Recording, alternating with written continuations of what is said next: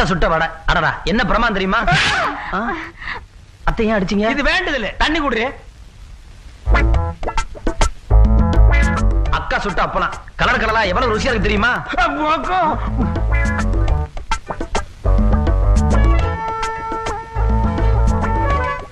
அப்பளம் தெரிக்குதுரோ.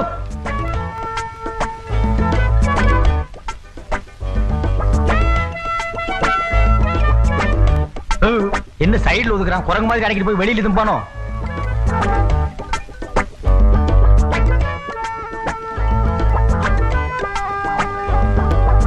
டேய் அது ஊர்காடா.